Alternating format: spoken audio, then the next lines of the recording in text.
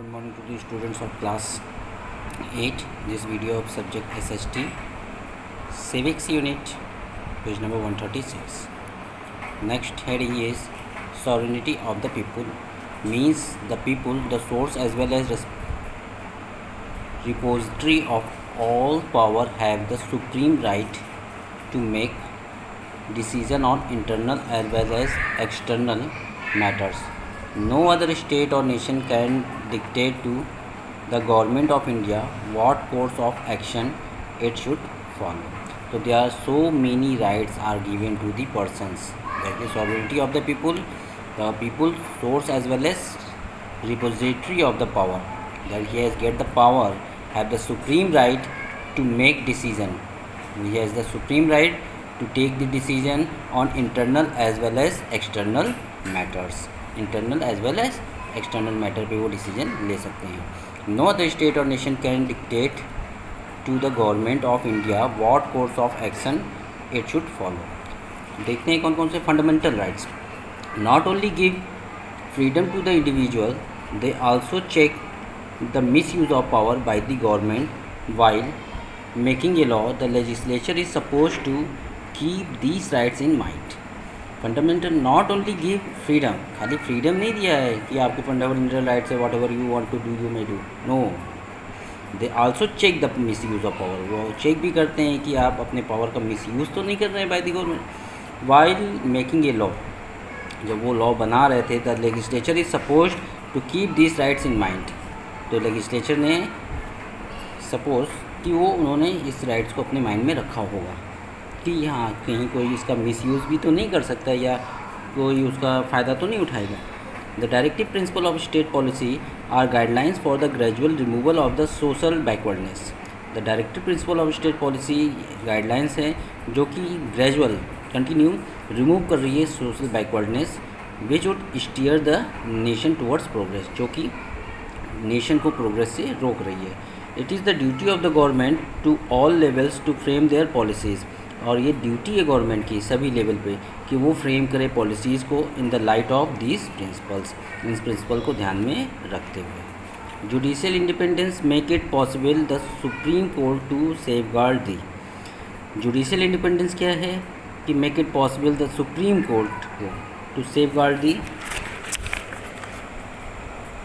fundamental rights of the citizen and uphold the sanctity of the constitution. The judiciary can declare any law passed by the legislature or executive as unlawful or null and void if it violates any fundamental rights guaranteed under the constitution or violates any provision of the constitution. तो supreme court को बनाया गया है judicial के लिए, है ना, safeguard करने के लिए. और अगर कोई मिसयूज़ करता है फंडामेंटल राइट्स की हमारे, या तो उसको नहीं मानता है उसका citizen, and uphold the sanctity of the constitution. The judiciary can declare any law. Judiciary can कोई भी लॉ कभी भी पास कर सकती है बाय द लेजिस्लेचर और एग्जीक्यूटिव एज अनलॉफुल. किसी भी लॉ को क्या कर सकती है, जो लेजिस्लेचर या एग्जीक्यूटिव मिलके अनलॉफुल बता सकते हैं और नल और वॉइड बता सकते हैं if any violets fundamental rights. अगर कोई फंडामेंटल राइट्स को हमारे वायलेट्स करता है गारंटीड अंडर द कॉन्स्टिट्यूशन, जो कि हमको कॉन्स्टिट्यूशन के थ्रू मिली है, और violets any provision of the constitution, या तो किसी भी प्रोविज़न ऑफ द कॉन्स्टिट्यूशन को वो वायलेट्स करते हैं. तो federal form of Indian constitution divides the power between centre and the states. Federal form of Indian constitution जो है वो डिवाइड करती है इंडियन पावर को सेंटर गवर्नमेंट और स्टेट गवर्नमेंट में. और constitution specifies the different subject on which law can be made. और कॉन्स्टिट्यूशन स्पेसिफाई किया है डिफरेंट सब्जेक्ट पे जिस पे लॉ मेड किए गए हैं by the centre and the state. दोनों ने मिलकर बनाए हैं, सेंटर ने भी और स्टेट ने भी. The subject are placed in 3 categories. Subject जो मैटर है उनको 3 कैटेगरीज में रखा गया है. The union list, the state list and the concurrent list. इनको 3 सब अंडर कैटेगरी में अलग अलग रखा गया है. Okay students. Parliamentary form of government constitute the president and the 2 houses of parliament, Raj Sabha and the Lok Sabha. Parliament is the highest law making body which can enact new laws and change the existing ones. Parliamentary form of government जो constitute करती है उसमें president और दोनों houses को constitute करती है, Rajya Sabha and Lok Sabha को। Parliament is the highest law making body. India में पार्लियामेंट जो है वो सबसे हाईएस्ट लॉ मेकिंग बॉडी है, which can enact new law, जो कि न्यू लॉ को एक्ट में लाती है, पावर में लाती है, and change the existing ones, और जो हमारे पास अभी लॉ है उसको वो चेंज भी कर सकती है ना। जो उन्होंने लॉ बनाए हैं उनको वो बदल भी सकती है और नए लॉ लगा भी सकती है। Thus the Constitution as a fundamental document which defines the position and power of the three organs of the state, the legislature for making law. Thus Constitution fundamental document, Constitution क्या है? एक fundamental document है जो कि define करता है position and power of the three organs, all the three organs of the government of the state, the legislature for making the law, legislature जो law बनाते हैं according to the guidelines set by the constitution, जो कि constitution के through guidelines बनाई गई हैं। The executive power for implementing the law, law को इम्प्लीमेंट करने के लिए, and the judiciary for interpreting the law. Every law has enacted by the government had to be framed in conformity with the constitution. Enacted by the government, कोई भी law जो act में आता है वो फ्रेम्ड होता है with the constitution according to the guidelines of the constitution. If a law made by parliament और state legislature violates any provision of the constitution, अगर कोई लॉ बना है पार्लियामेंट के थ्रू और स्टेट लेजिस्लेचर के थ्रू और वो वायलेट करता है हमारे प्रोविज़न ऑफ द कॉन्स्टिट्यूशन को, the judiciary has the power to declare such a law invalid. तो जुडिशरी उन लॉ को डिक्लेयर कर सकती है इनवैलिड, है ना, फिर वो एक्ट में नहीं आएगा। Thus the constitution is the supreme law. तो कॉन्स्टिट्यूशन क्या है? सुप्रीम लॉ है, that determines relationship among people living together in a country, जो कि क्या डिटरमाइन करता है relationship among the people together in a country, and also the relationship between the people and the government, और उसको भी डिक्लेयर करता है कि पीपल का relationship with the government. Law and dissent, law are generally obeyed for primitive reasons, that is out of the fear of the penalty attached in their breach. For example, people trend to drive within the speed limit for fear of being fined heavily by traffic police, but the laws made by the governments are always in favor of the common man. Do they really protect one's fundamental rights? It is moot question. What is right from the government's perspective would be wrong from the individual point of view, and vice versa. To elaborate the concept of law and dissent, we will discuss two incidents in two different political constants before independence and after independence. तो बच्चों हम लोग पढ़ना चाहते हैं कि laws and decent. Laws के बारे में जाने कि laws generally obeyed for primitive reason, that is protective reason के लिए। क्यों? क्योंकि जैसे कि अगर रश ड्राइविंग करते हैं तो रश ड्राइविंग में ये फियर होता है कि अगर पुलिस ने कैच कर लिया तो वो हैवी पेनाल्टी लगाएगा।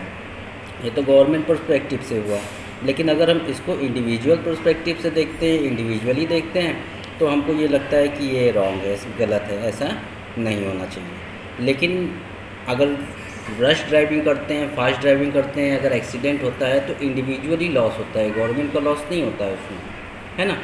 तो इस तरीके से बहुत सारे रूल्स एंड रेगुलेशंस गवर्नमेंट ने बनाए हैं for fundamental rights for the protective way में, है ना। चलिए दो इंसिडेंट के बारे में पढ़ते हैं हम लोग, जो अभी हमने बात किया कि इंडिपेंडेंस के पहले और इंडिपेंडेंस के बाद के बारे में। साल्ट सत्याग्रह जो कि गांधी जी ने स्टार्ट किया था, है ना, इसके बारे में तो हम लोग जानते हैं, फिर से थोड़ा बहुत और जान लेते हैं। The foremost example of dissent was civil disobedience, that is breaking the law. The British had a monopoly on the manufacture of salt in India, and to earn more revenue they had imposed tax on collection of salt, a substance used by everyone. Heavy taxation had already brought the common man to the verge of starvation, and this law was seen as unbearable and exploitative. तो यहाँ पर क्या बता रहे हैं कि salt law के बारे में, सिविल डिसोबीडियंस के बारे में, ब्रेकिंग द लॉ। क्यों? क्योंकि उस समय जो ब्रिटिशर्स थे उनकी मोनोपोली थी, मतलब वो रूल करते थे हमारे ऊपर, है ना। तो उन्होंने क्या कर दिया, रिस्ट्रिक्शन लगा दिया मैन्युफैक्चर ऑफ सॉल्ट पे, और उस पर हैवी टैक्स भी लगा दिया, जिसके वजह से जो लोग गरीब लोग थे वो क्या कर रहे थे, स्टार्व कर रहे थे, क्योंकि उनके पास इतना मनी उस समय नहीं था कि वो सारी चीज़ों का टैक्स दे सकें और ज़्यादा कॉस्टली चीज़ें खरीद सकें। तो कॉमन सॉल्ट जो था वो भाई हर आदमी की ज़रूरत है, हर खाने में उसको यूज़ करना है ना। तो इसलिए वो सभी आदमियों की ज़रूरत थी, लेकिन उस पर हैवी टैक्स होने के कारण वो स्टार्व कर रहे थे। तो अब ये चीज़ें उनके लिए अनबियरेबल हो रही थी, बर्दाश्त के बाहर हो रही थी, और उनको ऐसा लग रहा था कि उनको एक्सप्लॉइट किया जा रहा है ना। तो Gandhi ji decided that drastic and demonstrative action was needed to ignite the nation and serve as the expression of the will of the general community. It would not only expose how claims of the British administration but also unite all sections of the people under the banner of the freedom movement. On 2nd March 1930, Gandhiji wrote a letter to the Viceroy Lord Irwin in which he said, तो गांधी जी ने decide किया, drastic demonstrative action लिया, हाँ, लोगों की need के बारे में समझा, नेशन की नीड के बारे में समझा, ठीक है। फिर उन्होंने लोगों को यूनाइट किया, ठीक है, और फिर उन्होंने एक लेटर लिखा 2 मार्च 1930 को वाइसरॉय लॉर्ड इरविन को, और उस लेटर में उन्होंने क्या लिखा था, I regard this tax on salt to be the most iniquitous of all from the poor man's standpoint, as the independence movement is essentially for the poorest in the land, the beginning will be made which will even.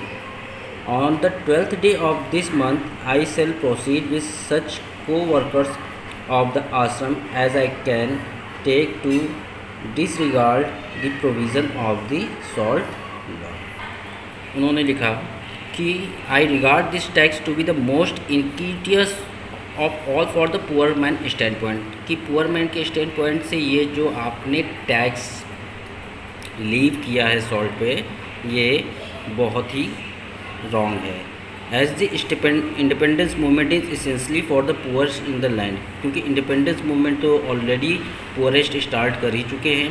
The beginning will be made with this evil, और जो starting होगा इस movement का वो इस evil को ख़त्म करेगा.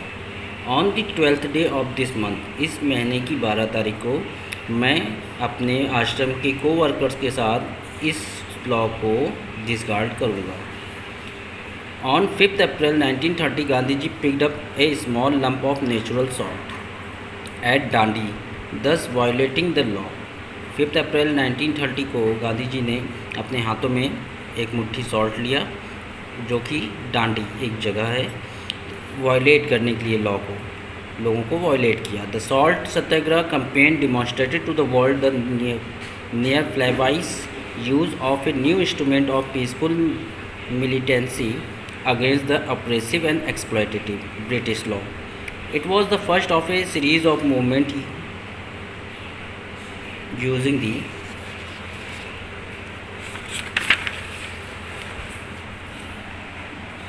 principle of civil disobedience, which panicked the British and made them unleash violent and brutal measures to suppress the menace posed by the सत्याग्रह. तो गांधी जी ने स्टार्ट किया वहाँ से सॉल्ट लॉ को ब्रेक करने के लिए. डांडी में अपनी मुट्ठी में एक मुट्ठी अपना सॉल्ट उठा लिया और सॉल्ट लॉ को ब्रेक करने के लिए वहाँ से मूवमेंट स्टार्ट किया. उसके बाद उन्होंने सिविल डिसोबीडियंस मूवमेंट भी स्टार्ट किया, जिसमें वो ओबेड नहीं करेंगे ब्रिटिशर्स को. इस वजह से ब्रिटिश जो है वो बहुत ही वायलेंट हो गए, अनलीज हो गए, ब्रूटल मेजर्स उन्होंने अपनाया, लोगों को मारा पीटा, है ना, लाठी चार्ज करवाई, लेकिन ये मूवमेंट स्टार्ट रहा. Next topic is anti liquor agitations. Anti-liquor agitations in independent India carry forward the legacy of Satyagraha established by Mahatma Gandhi. It was due to Gandhiji's efforts and teachings that prohibition has been included in Part 4 of the Indian Constitution under the directive principles of state policy to eradicate the social evil of alcoholism. All the 5-year plans have given special stress on prohibition. So in this topic, he wants to explain that when Gandhiji established Satyagraha and its efforts also included in Part 4 of the Indian Constitution of Directive Principles of State Policy to eradicate the social evil of alcoholism. ये eradicate करना चाहते थे social evil alcoholism की, और ये जो 5 year plans उन्होंने start किए थे, तो जितने भी 5 ईयर प्लान्स थे have given special stress on prohibition, और उन्होंने इस एवरी 5 ईयर प्लान्स में स्पेशल स्ट्रेस लिया गया था कि इस अल्कोहलिज्म को प्रोहिबिट किया जाए. The protest against the liquor laws can be considered as dissent, that is, protest against a law on the grounds that it does not protect the citizens' fundamental rights of healthcare, besides violating the directive principles which recommended the prohibition of consumption of alcoholic liquors. Women are severely affected by alcoholism as their domestic life gets disturbed and they are often subjected to physical abuse. In this paragraph, he want to explain this. The protest against the liquor laws can be considered as dissent. तो जो protest किया गया liquor law के against में, तो उसको decent मतभेद बताया गया. That is protest against law on the ground it does not protect the citizen fundamental rights of health care, क्योंकि यहाँ पर सिटीजन की फंडामेंटल राइट्स हेल्थ केयर के बारे में उसमें प्रोटेस्ट नहीं किया जा रहा था. Besides violating the directive principles recommended the prohibition of consumption of alcoholic liquor. सबसे ज़्यादा क्या हो रहा था, वोमेन इससे अफेक्ट हो रही थी, क्योंकि उनकी डोमेस्टिक लाइफ जो है वो इससे इफेक्ट कर रही थी, उनकी डोमेस्टिक लाइफ डिस्टर्ब हो रही थी एंड उनको फिजिकल एब्यूज़ भी मिल रहा था. दैट्स वाई ये एंटी लिकर एजिटेशन स्टार्ट किया गया था. The following incident of anti-liquor movement in 1993 is a right example of fighting against the law by following the path of सत्याग्रह. तो जो इंसिडेंट हुआ था एंटी लिकर मूवमेंट 1993 में, ये एकदम सही एग्जाम्पल है फाइटिंग अगेंस्ट द लॉ के अगेंस्ट में फाइट करने के लिए by following the path of satyagraha के through. Despite poverty and illiteracy life was normal in Pathar and adjoining villages of UP till 1989 when a country liquor shop was opened there in April. Women tried to persuade the shop owners to shift the vent to some other locations but failed. यहाँ पे कर रहे हैं poverty और illiteracy तो बहुत ज़्यादा थी हमारे देश में. लाइफ वॉज नॉर्मल इन पैथर and adjoining villages of UP. तब भी जो विलेजेस थे यूपी में वहाँ पर नॉर्मल लाइफ लोग जी रहे थे. Till 1989 when a country liquor shop was open. लेकिन 1989 में जब लिकर शॉप ओपन हो गया in April, women try to persuade, women ने ट्राई किया कि जो शॉप ओनर्स हैं अपनी शॉप को शिफ्ट कर दें किसी और लोकेशन पे, लेकिन ऐसा नहीं हो पाया. They approach the Saharanpur district administration to get it closed. The administration promise to do the needful in the next auction but it fail to honour it promises in the coming years. तो Saharanpur district में district administration के पास गए उनको close कराने के लिए, तो एडमिनिस्ट्रेशन ने उनसे प्रॉमिस किया कि वो उनकी नीड को समझ रहे हैं और ऐसा करेंगे, लेकिन वो भी फेल हो गए.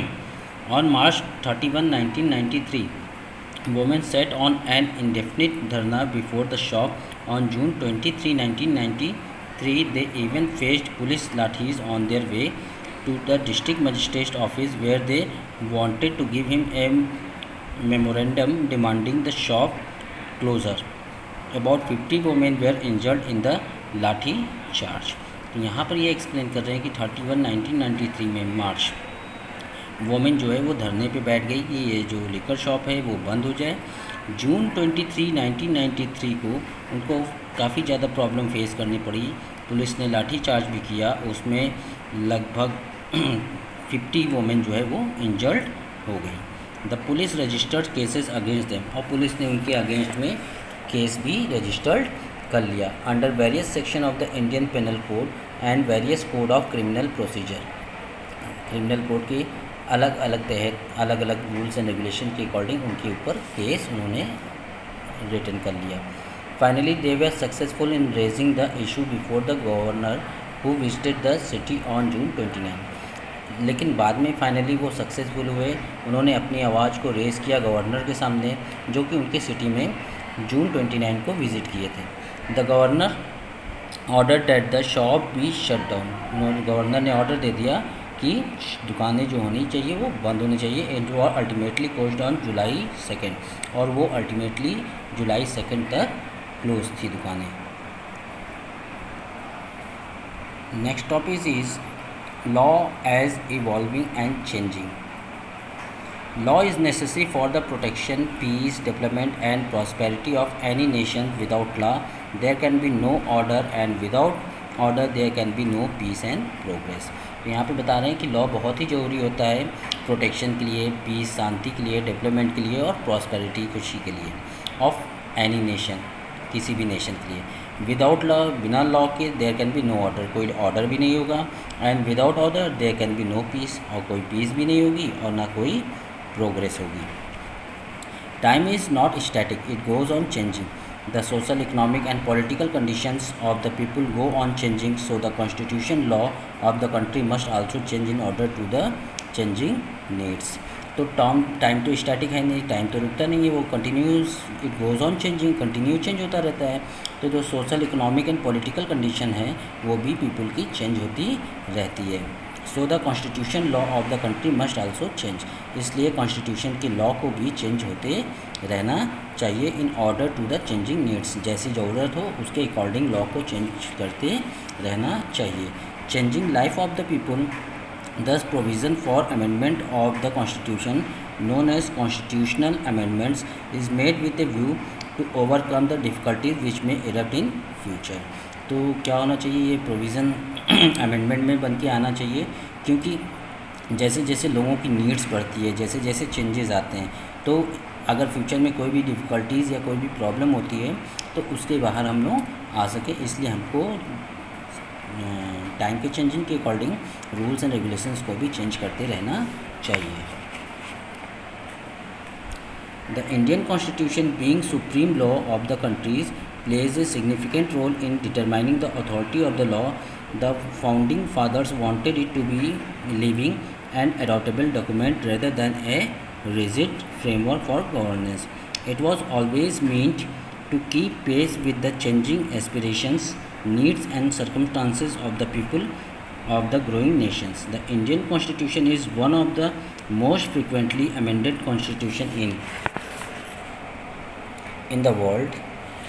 यहाँ क्या एक्सप्लेन करना चाहते हैं कि the Indian constitution being supreme law of the country, Indian constitution जो है वो सुप्रीम लॉ है हमारे देश के लिए, और plays a significant role in determining the authority of the law, और ये बहुत ही सिग्निफिकेंट रोल प्ले करता है अथॉरिटी ऑफ द लॉ को डिटरमाइन करने के लिए। The founding fathers wanted to be in living and adaptable document, जो फाउंडिंग फादर्स है वो वांटेड करते हैं क्या, लिविंग एडॉप्टेबल डॉक्यूमेंट्स, जो कुछ भी डॉक्यूमेंट्स में लिखा हुआ है, rather than a rigid framework, तो वो डॉक्यूमेंट में चाहते हैं ना कि रिजिड फ्रेमवर्क में चाहते हैं फॉर गवर्नेंस करने के लिए। It was always mean to keep pace with the changing aspirations, तो कहते हैं कि पेस रखना चाहिए चेंजिंग एस्पिरेशन के साथ, लोगों के needs and circumstances of the people की, उनकी नीड्स क्या है, उनके सर्कमस्टांसेस क्या हैं, एंड ग्रोइंग नेशंस, जो हमारा पॉपुलेशन ग्रो हो रहा है, नेशन भी ग्रो कर रहा है, तो उनके साथ जो भी चेंजेस आते हैं, जो भी नीड की ज़रूरत पड़ती होती है, तो उसके साथ उनको भी चेंज होते रहना चाहिए। The Indian constitution is one of the most frequent amendment constitution in the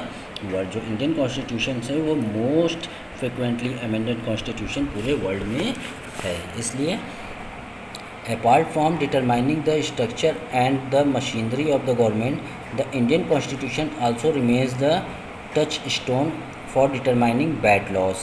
It is not merely a statement of values and philosophy, rather it is a living document embodying these values. Hence it is constantly evolving, a dynamic creed and force more than a mere collection of thoughts, a blueprint to shape a future where we shall attain our goal of forming a just, egalitarian and equitable society.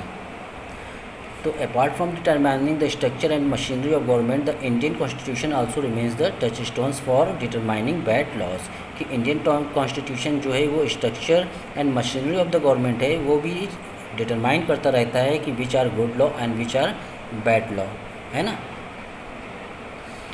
It is not merely a statement of values and philosophy, ये कोई philosophy या statements नहीं है, it is a living documents, ये एक living documents है हमारे Indians people's के लिए कि उनके लिए क्या बेटर है, क्या गुड लॉ है, क्या बैड लॉ है, उसके अकॉर्डिंग जैसे लॉ चेंज होते हैं, जैसे लोगों की नीड चेंज होती है, जैसे ही आगे फ्यूचर में कुछ डिटरमाइन करते हैं वैसे लॉ को चेंज करते रहते हैं, जिससे कि हम अपने इंडियंस को एक इक्विटेबल सोसाइटी दे सकें, है ना। तो I think this chapter is completed. I will give you the exercise, question answers and other things in the next video.